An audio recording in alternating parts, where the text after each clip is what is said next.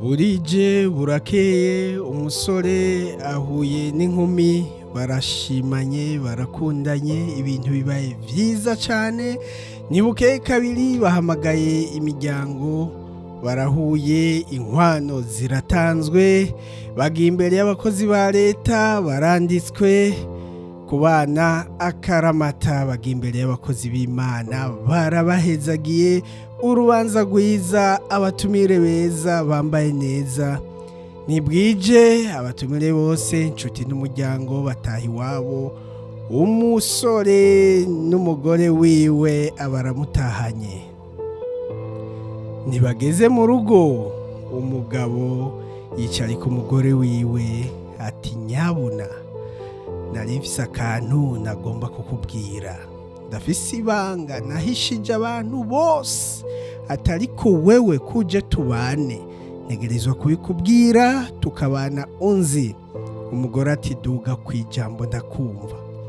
Niko umugabo kuca abwira umugore wiwe ati nyabuna jewe ndata amagi, ati jewe ndata amagi. Umugore nawe ati wanguha nta muntu abaho atamagi.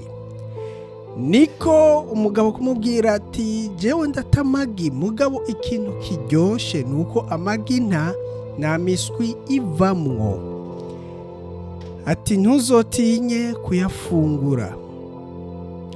Umugore ati ivyo ntibibaho nta muntu abaho atamagi. Nibukeye rimwe umugore yikanguye azabona amagi ku gitanda, asubiye kandi abona amagi munsi y'igitanda ariko akora isuku.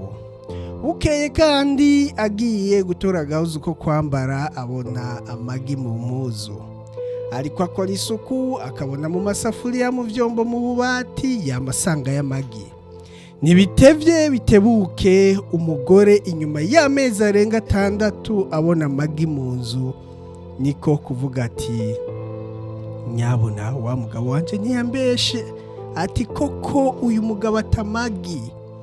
Niko kwiruka kwa nyina ati mama jewe ayo mboneye mu rugo siyo, ati sinagiye ku mugabo ahubwo nagiye ku gisigo, ati umugabo wanje atamagi. Nyina nawe ati oya umukobwa wanje ivyo bintu ntibibaho nta muntu abaho atamagi. Niko nyina kubigendereza mu rugo rw'umukobwa wiwe asanga koko hamaho amagi batabona yava.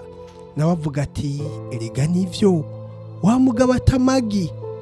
Niko kwiruka kwa ba mwana ati nyabuna ayo umukobwa wanje aboneye mu rugo rwanyu siyo, ati umuhungu wanyu si umuntu ni igisigo, ati kuko atamagi. Ba mwana wavyumvise ati eka umuhungu wacu imyaka yose twamutunze nitwigeze tubona atamagi. Niko gukoranya inama rukokoma y'umuryango aho bagomba kwiga kuri ico kibazo. Batuma ko wa mugabo ati uzoze hano hari inama y'umuryango. Sango rigeze wa mugabo nawe acabwira umugore wiwe ati uyu munsi bantumye ko mu muryango bambwiye ati hari inama y'umuryango. Niko kuja muri iyo nama ahageze abona umuryango wiwe abona n'umuryango w'umugore, abantu nyene babishikira mu muryango basagaje ngaho. Ubwo umugabo ntiyigeze amenya igihe ava kivugirwa muri iyo nama. Niko gushika muri iyo nama aza yumva se afashe ijambo ati wa muhungu wacu we twagomba udusigurire mu buryo bwimbitse ingene wewe imyaka yose twagutunze nk'umwana wacu utigeze utubwira ko utamagi, tukaja kubibwirwa n'umugore watwaye ari mu guta akomoka yuko wewe wafise ingeso yo gutamagi. Niko wa mugabo yafashe ijambo imbere yuko afata ijambo azabona wa mugore wiwe aje nawe muri iyo nama y'umuryango.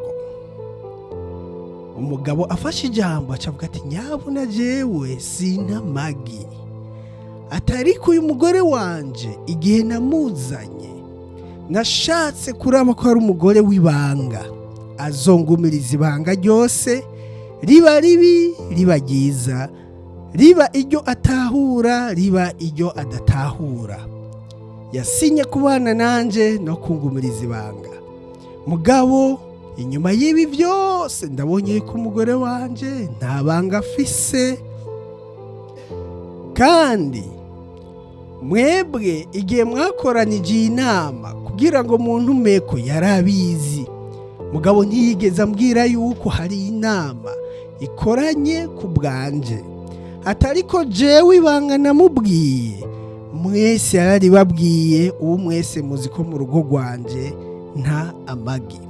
Ati kubw'ivyo ko navyiga ko uyu mugore wanje ari umugumyabanga, muga nkasanga ari kimenabanga, singiye kumwirukana, ariko nzomenya ingene mbana nawe, kuko amabanga y'urugo azoyashira hanze.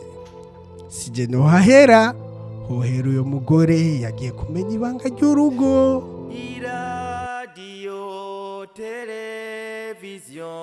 television, RTBB, ni ryiza ry'Uburundi bwiza.